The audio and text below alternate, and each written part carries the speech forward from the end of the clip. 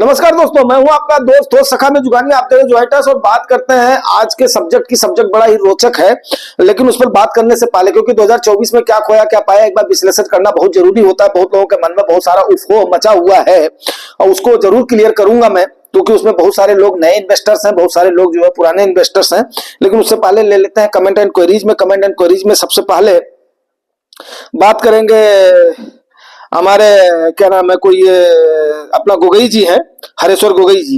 ये बोल रहे हैं बहुत अच्छी जानकारी थी, पेशेंस होना बहुत जरूरी है। ठीक है सर, थैंक यू।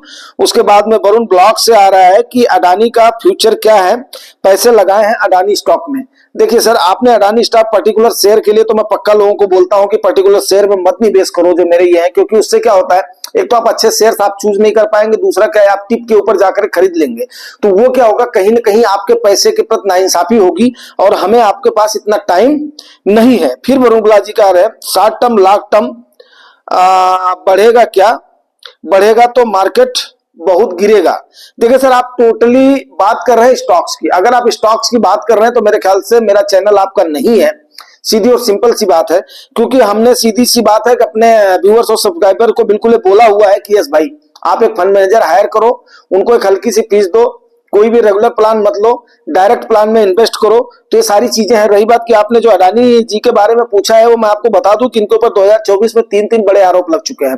पहला आरोप हिंडनबर्ग ने लगाया था जनवरी 2024 में, जो कि उसके बाद में इन्होंने उसको झेल लिया था। उसके बाद में इनका जुलाई अगस्त में इनके ऊपर बहुत बड़ा आरोप उन्होंने कोशिश किया था, लेकिन हमारे देश में ऐसी इनके प्रति सहानुभूति हुई कि वो नहीं हुआ है।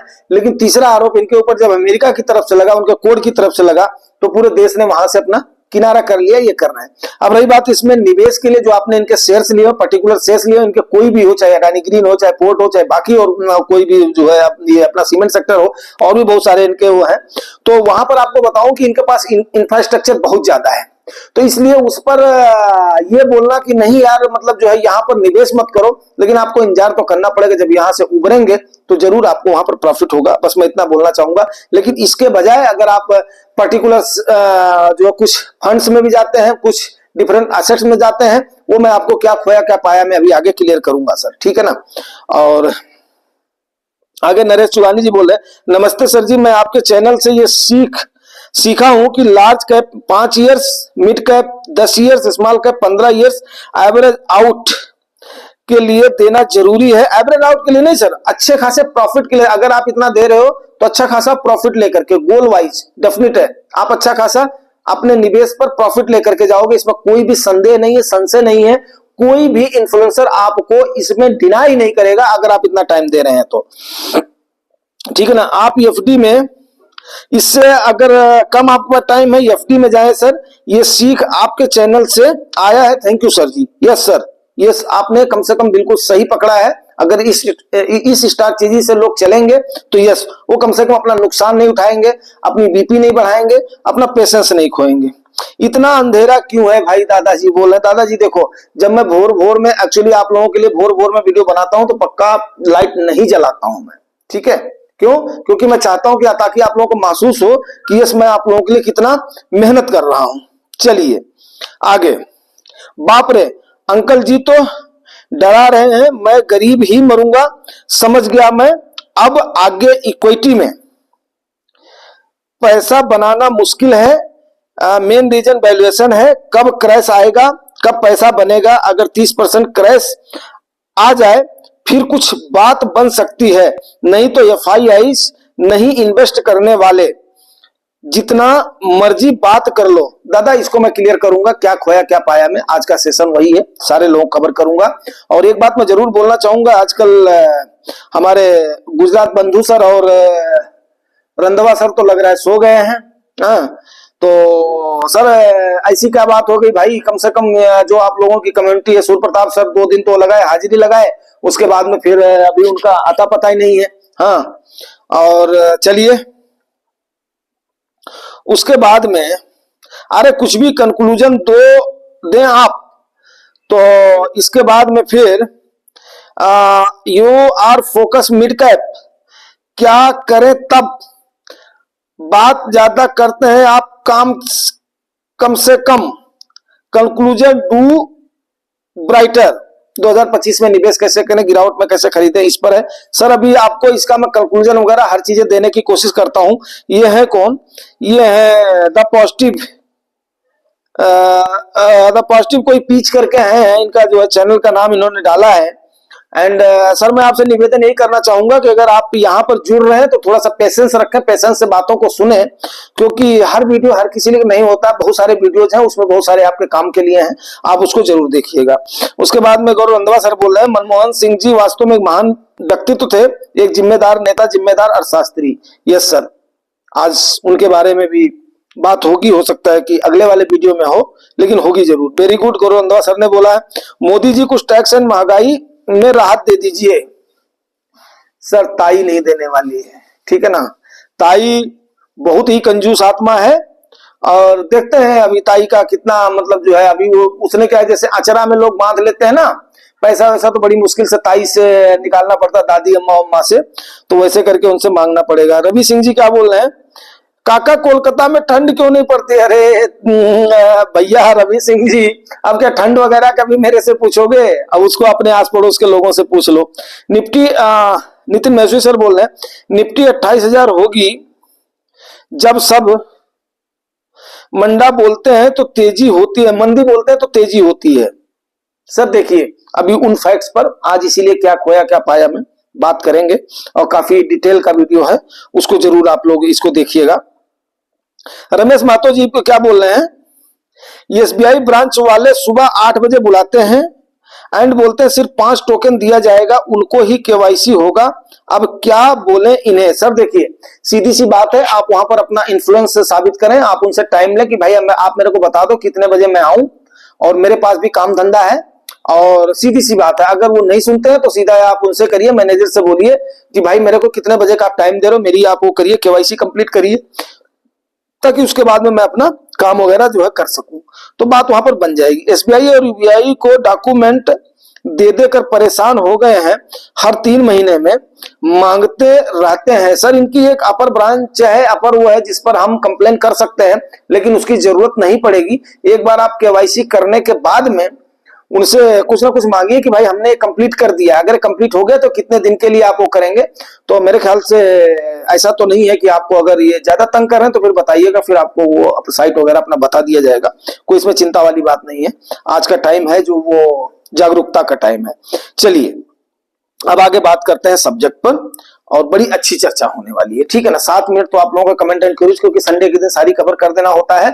और मैं फिर एक बार आगे बढ़ने से पहले निवेदन करना चाहूंगा गुजरात बंधु सर से और रंधावा सर से, भाई आप लोग कम से कम हमारे परिवार के बहुत ही अहम सदस्य हैं, तो आप लोग सोइए मत, ठीक है ना। ये आप ही का चैनल है, आप ही के बातचीत का वो है। चलिए इसका नाम ही है जुबानी बातचीत एजुकेशन चैनल है। क्या खोया क्या पाया 2024 में, उन चीजों को मैं इसको आपको एक्सप्लोर करना चाहूंगा। निफ्टी में आपको रिटर्न मिला है 9.50%, जो कि निफ्टी आपकी 15% एनुअल के हिसाब से एवरेज जाता है। तो आप यहां पर देख लीजिए इस साल में निफ्टी ने आपके कम रिटर्न दिया है। अगर पॉइंट्स की बात करूं तो 2072 पॉइंट निफ्टी ने आपका इस साल में तो टोटल उतार चढ़ाव लेकर के आपका कवर किया है। सेंसेक्स में आपको पता ही है कितनी कंपनियां होती है, 30 कंपनियां होती है। निफ्टी 50 में 50 कंपनियां होती हैं। 8.89%, 9% से भी थोड़ा सा कम दिया है, 6428 पॉइंट ऊपर रहा है, ठीक है ना। वहीं पर निफ्टी नेक्स्ट 50 ने कमाल किया। नेक्स्ट 50 मतलब 50 कंपनियों के बाद में जो कंपनियां आती हैं उन्होंने कमाल किया है, ठीक है। वही होता है ना यार, जो आदमी जब सेचुरेशन लेवल पे पहुंच जाता है तो क्यों मेहनत करेगा, या अब उनके साथ क्या आई है, अब देखते हैं इस साल में क्या होता है, आगे जो है लेटर चर्चा करेंगे, ठीक है। निफ्टी नेक्स्ट 50 ने आपके 28% से ज्यादा रिटर्न दिया है, देख लीजिएगा 2024 की मैं बात कर रहा हूं। वहीं पर ही पीएसयू इंडेक्स ने आपके 20% से ज्यादा रिटर्न दिया। जब लोग बोलते थे पीएसयू चलता नहीं, तो 20% से ज्यादा रिटर्न दिया है। ये शायद हमारे मौजूदा गवर्नमेंट का जो इन्होंने पीएसयू के प्रति थोड़ा सा ध्यान दिया है उसमें हुआ। मिड कैप ने आपके 22% से अबव रिटर्न दिया है इस साल में। वहीं पर स्मॉल कैप ने आपके स्मॉल कैप 100 में आपको पता है 251 कंपनियों के बाद में आपका ये लगता है, तो स्मॉल कैप में काउंट होता 23% इन्होंने रिटर्न दिया है। गोल्ड ने आपके 22% का रिटर्न दिया है। सिल्वर का मैंने शॉर्ट फॉर्म में एजी लिख रखा है। सिल्वर का आपको पता है केमिकल उसका साइन होता है, तो एयू होता है मेरे ख्याल से सोने का होता है और एजी होता है इसका। तो ये 18% आपका सिल्वर ने रिटर्न दिया है। वहीं पर ही अगर आप जनवरी में देखें तो आपके म्यूचुअल फंड का जो टोटल एयूएम था वो था 50 लाख करोड़ का, जो कि बढ़कर के 68 लाख करोड़ हो गया है। 30 नवंबर का ये है, उसके बाद में और बढ़ गया होगा, तो मेरे पास आगे का डाटा नहीं है। वहीं पर अगर हम एफआईआईज की बात करें तो 1 जनवरी को इनका 61 लाख करोड़ था एयूएम। जब इनका प्रॉफिट 79 लाख करोड़ हो गया है, तब इनको जैसे बोलते हैं ना, भैंसा जो सावन का भैंसा जो खा करके मोटा हो जाता है ना, तब ये मोटे हो गए हैं। फिर बेचने उचने के बाद में इनका 71 लाख करोड़ पर इनका एयूएम आ गया था, जो कि अब फिर बढ़ करके इनका 72 लाख करोड़ हो गया। तो इन्होंने हमारी मार्केट से, चाहे वो लार्ज कैप ले लो, मिड कैप ले लो, नेक्स्ट 50 ले लो, स्मॉल कैप ले लो, पीएसयू ले लो, जहां जहां पे इन्होंने पैसा लगाया हुआ है, 17% से ऊपर इन्होंने रिटर्न कमाया है।